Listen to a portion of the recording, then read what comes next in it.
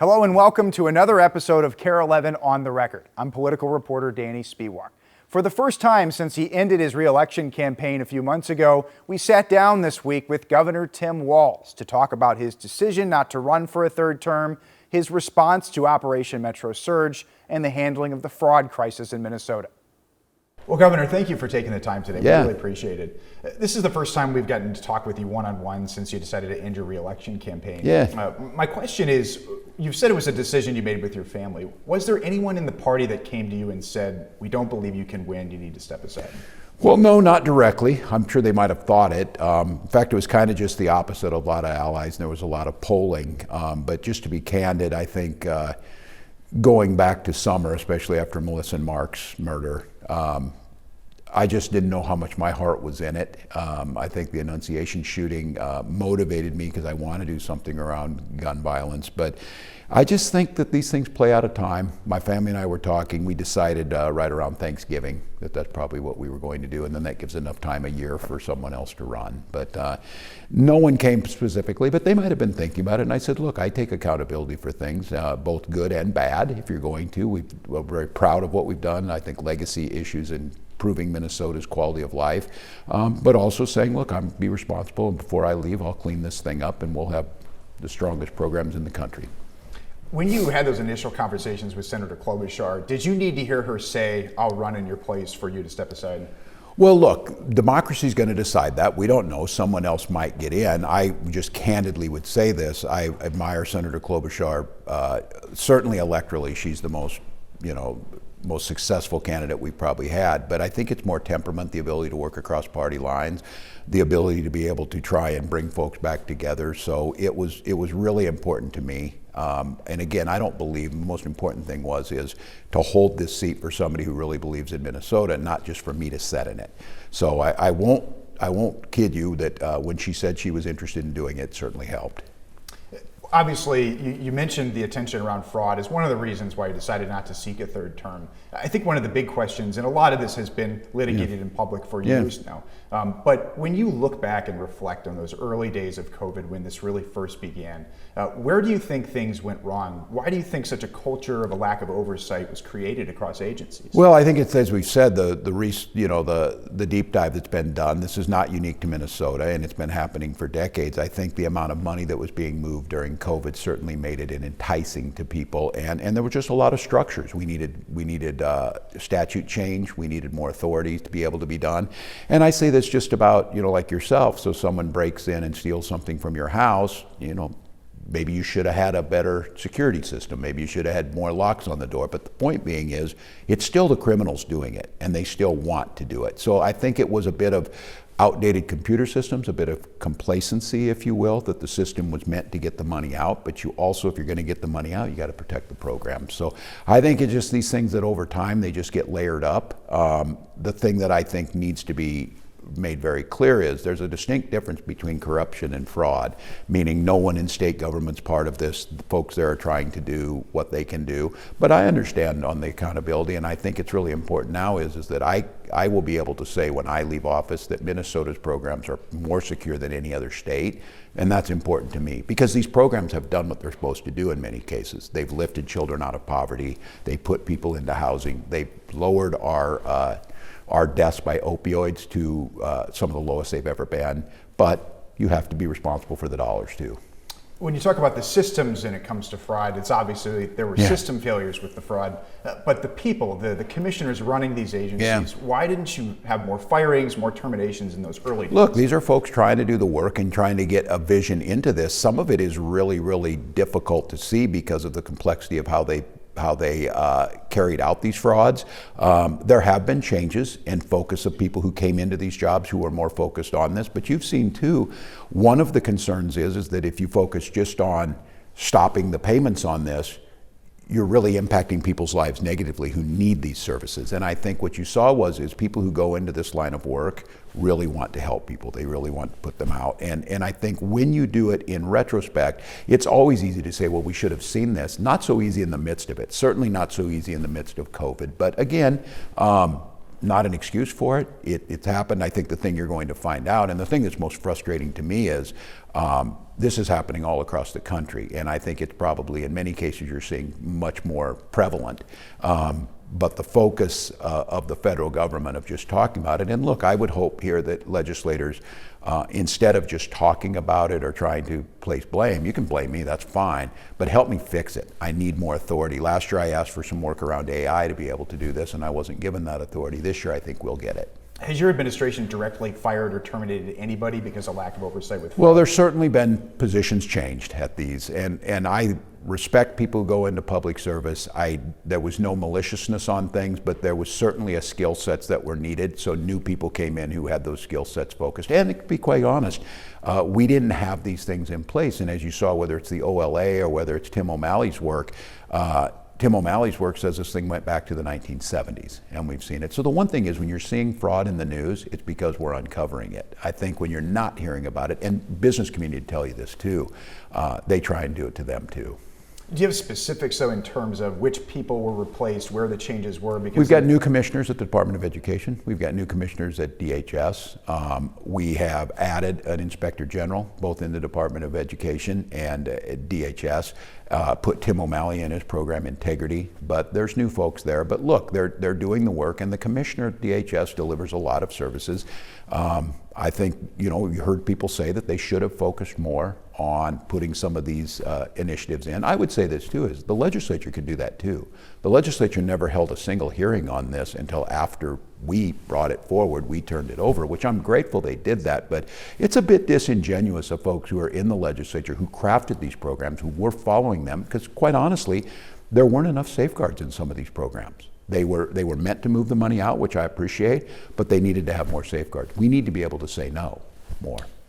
Of course, fraud was intertwined with the reasoning the Trump administration gave for Operation Metro Surge. Supposedly. I think we know it was much different. They're not helping us any. You had written a letter, after it started, asking former Secretary Noem how many kids specifically had been detained. Have you received a response? I've sent a second letter. No, haven't heard anything. And so I would hope, and I was advocating before they give any more money to this organization, or before they confirm Senator Mullen, that they give us some of these answers. And another demand is that we need to be part of, just like it's always been, part of these investigation into Renee Good and Alec Pretty's death. And they're not responding to that. So I would hope that the senators would hold off on that confirmation until we get some commitments on those things. When's the last time you spoke to the president or somebody in his administration? Now it's been several weeks, and the one person we communicated with was Susie Walz, of course, got some health news. It sounds like she's going to be okay. I've been texting with her just on the personal side. But not much. Our administration, yes, that they're communicating with us. The frustrating thing is that, for example, CMS on this holding of Medicaid dollars, where Minnesota's error rate is 2.1%, many other states are much higher, they're not giving us reasons why they're doing it. And we're doing everything that they've asked us to do and more, and they're not giving us any reasons. So I think the president was very clear, and I took him at his word on this. This is about retribution against Minnesota. And it's very unfortunate, because we'll take help from anybody. I mean, it doesn't make any sense. Why would we want fraud? These are programs that I like. It's certainly not good politically. So we're working at it. We just need their help. And now, of course, they've decimated the U.S. Attorney's Office, those were folks that were helping us. Those were folks that I welcomed to come in and put people in jail. Now there's no one over there. And they're fighting with a federal judge over it. So I don't really know what to tell you. That Minnesota's economy and Minnesota's budgeting are as solid as any place in the country. The problem is we're not just fighting the headwinds of high gas prices, the affordability crisis that the Trump administration is doing. They're also attacking us every single day just out of retribution. You're in court with them on various issues seemingly every week. Yeah. What is the path forward? Well, I think they will be severely curtailed come November. I think that appears to be pretty obvious. We're continuing to try in good faith, work with them. I will work with anybody who wants to get there. We had some good conversations. The president had a conversation with me that, we got Metro Surge over, but I can tell you they're still doing many things that they shouldn't be doing. So it's to continue to try and find that path forward. But the fact of the matter is, much of this could be stopped if we had an independent members in Congress, in the legislative branch, to say, no, you can't do these things, and they keep being drugged back in court. And it's not me. This is a federal judge who clerked for Justice Scalia, appointed by Ronald Reagan, and telling them that this isn't how these things work. So we'll continue to try and work with it. I think the real story here is that in a split legislature, we passed a budget that erased a potential deficit, that created historic rainy day funds, that Minnesota for the first time in a decade has seeing an increase in population coming in, and all economic indicators were outpacing a lot of the country in those things. And that is a testament to the people of Minnesota, it's a testament to our business community, but it's a testament to some bipartisanship last year. That was a tough budget, and it's unfortunate we didn't get to celebrate it with Melissa's murder, but as long as I've been in this, that was some of the best work we did. It was hard. I mean, I had friends angry with me because we had to make tough decisions. But as far as Minnesota goes, if you look at the crimes that are being committed, that's a portion of this. The overall budget, we're AAA bond rated. We have surpluses, are having growth in many of these areas that we need to see growth in. Those are all positives. You've put a supplemental budget request out this week. How much realistically do you think can get bipartisan support? I think we'll get the bonding bill. And it'll probably be pretty close to that number. I think the legislature is asking for a little bit more. I think we need to be a little bit cautious on this. I think we've put a really good proposal on affordability around childcare that I think should be bipartisanly received. The business community likes that. And then I think I'm asking, and it'll be for my predecessors, our successors, who come forward, they will have to deal with this transition that is going to be incredibly disruptive. There's great potential in AI, but it's going to be incredibly disruptive. And I propose that all these years of these tech companies getting hundreds of billions of dollars using Minnesotans' data, that they pay a little bit of tax on that, and we transfer that into making sure that we transfer these job skills. Where the debate right now is autonomous vehicles. We got about 100,000 people make a living driving. What happens with autonomous vehicles? What happens to that workforce? How do we retrain? What does that look like? And I think those things should be bipartisan. There's not a lot in here. I do recognize some of them I don't understand, but they are very controversial, I guess, for some people. But I'm still hearing the people from Annunciation School want us to do something around gun violence. And I think things like high-capacity magazines should be something we can tackle. Gun storage, safety, liability insurance, those things. The Republicans, especially in the House, have said they just won't do it. Is there anything on school safety or any other issues that they may support that you would consider going for this session? Well, we'll see. I think it's never helpful when they say no. This is a non-starter. And this is what's interesting, and I think at some point in time here, this has really changed the dynamics, especially around fraud, is that the Republicans say no to proposals that they know would fix this. Things that I've asked for in the past, they've said no to. It's almost getting to the point where, if you fix it, you don't have anything to talk about. And then we're about at that point where we're getting this thing fixed. So I wish they would be a little more open to it. I get it on this gun thing, but they can say no to me now on this gun violence prevention, and Minnesotans are going to say no to them come November. So this is a time where there's some leverage here, and there's enough of these folks that are in districts that aren't, solidly one way or another, that we can get some movement. And look, I'm asking for $370 million in cuts. That is not making some of my allies happy, but if you really appreciate these programs, you've got to protect them and you've got to make them stable. In your fraud package, you've said you'll sign an Office of Inspector General bill, but with that statewide OIG bill, there's a disagreement with your administration and the DFL in the House as to whether the BCA should do the investigations. Yeah. Have you been talking directly with House Democrats about that? We're talking, yeah. And look, I supported this last time. I think it's an overly simplistic to think it's going to fix it. A lot of the things we have in there, and I think, history will write this. It was my charge to my folks is that when people look back and they see what we've done after this year and what we've done with all this fraud, we will have the most secure programs. And if a statewide inspector general is a piece of that, I'm more than happy to support it. Republicans didn't support it last time, but if they're coming around to that, I'm fine with them.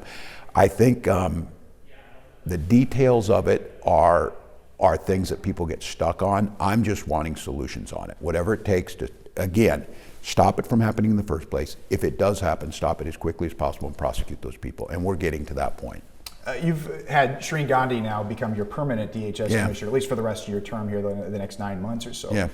You decided to go with someone who was in the department when all of this was happening. Why? Well, you've got to know how this works. It is incredibly complex. Medicaid payments are incredibly complex. This is an issue across the country. We've got a United States senator who was accused of $1.5 billion in fraud in Medicaid. So, I mean, this is nothing new. You have to understand the system that's there.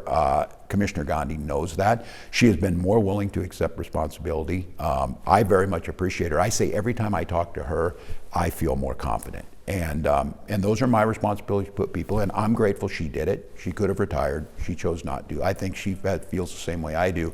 She cares deeply about these programs. She cares deeply about the employees, and she cares deeply about making sure Minnesotans have trust in the system. So she's the right person. You bring in someone, and we've got a lot of outside eyes on this. We've got the OLA, we've got others, which is good. I'll make my pitch again. The one gap we have is we don't really have transparency into the legislative process. Who are the legislators dealing with? Who are the legislators doing business with? Who are the legislators, in contact with? It's frustrating to me. It's because I keep hearing, and I don't know. I assume it's correct. They say, well, we've got whistleblowers in cases like this. Well, if you don't turn it over, we can't stop payments. If you don't turn it over, we can't prosecute them. Turn it over to the U.S. Attorney. They don't want to do that. Turn it over to the Attorney General. Don't want to do that. Turn it over to the Inspector General. Don't want to do that. We just want to continue to say there's a mysterious person who says this is happening. I think we need to expand it so all of us have this transparency. Look, the OLA will be critical of the things we do, but that's what Minnesotans should expect. Be critical, make sure they're giving us good insight into this, and then we can attempt to fix it. Yeah, the former DHS Commissioner Jody Harpstead at one point had said there were more rumors of fraud than actual fraud, and we know that wasn't true. Why did she stay on the job until 2025?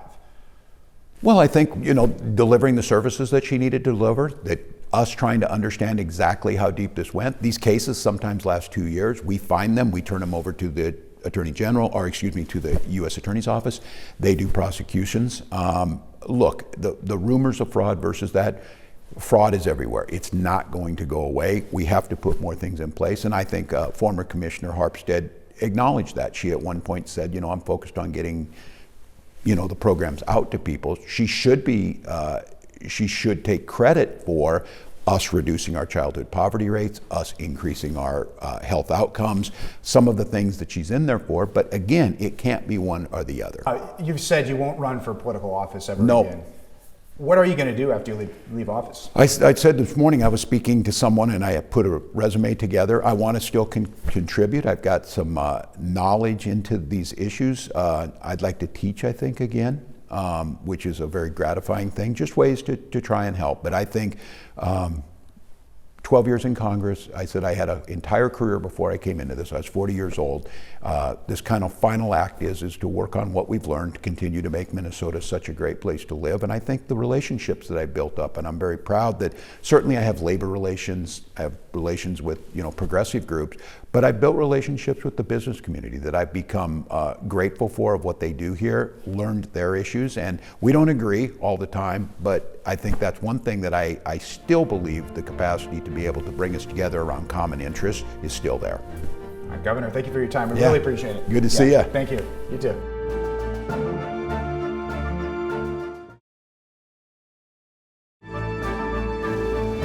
Welcome back. This week, State Representative Patty Anderson, the former state auditor of Minnesota, announced that she is retiring from public office at the end of this term.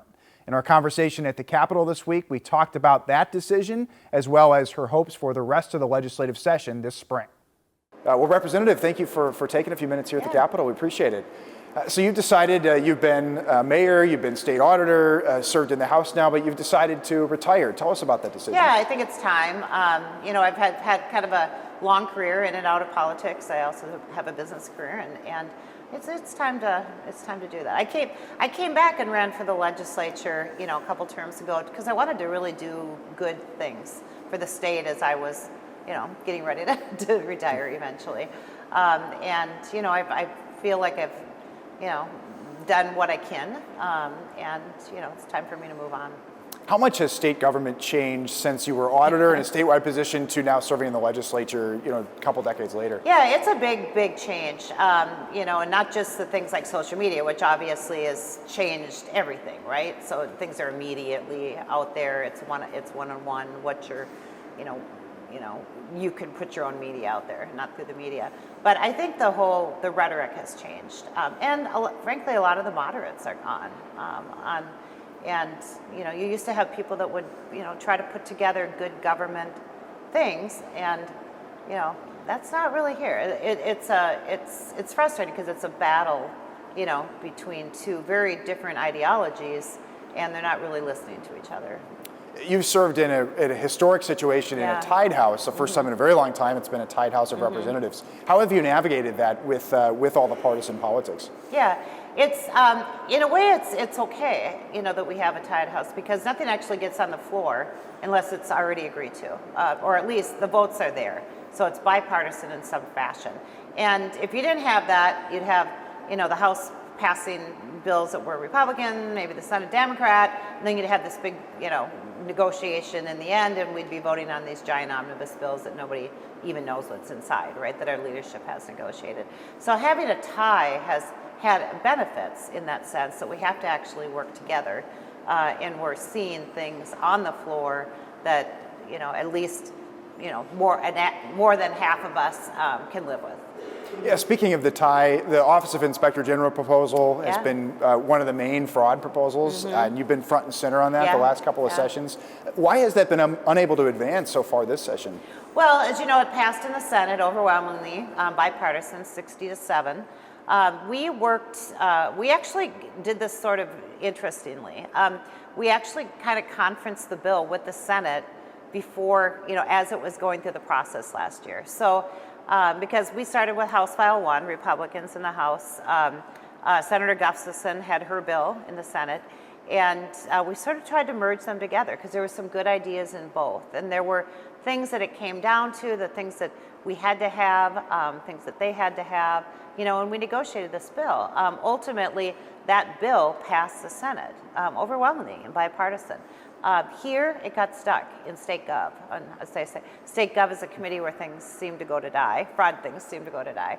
But it did, and it's been really incredibly frustrating. Republicans have tried to bring it up on the floor, bring up the Senate bill, Senator Gustafson, Democrats' bill, on the floor, just to pass it here, and it keeps getting voted down by the Democrats in the House.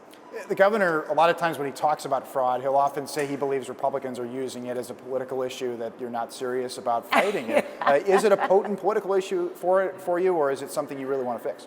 Yeah, absolutely. I'm the former state auditor, and I'm on the House Fraud Committee.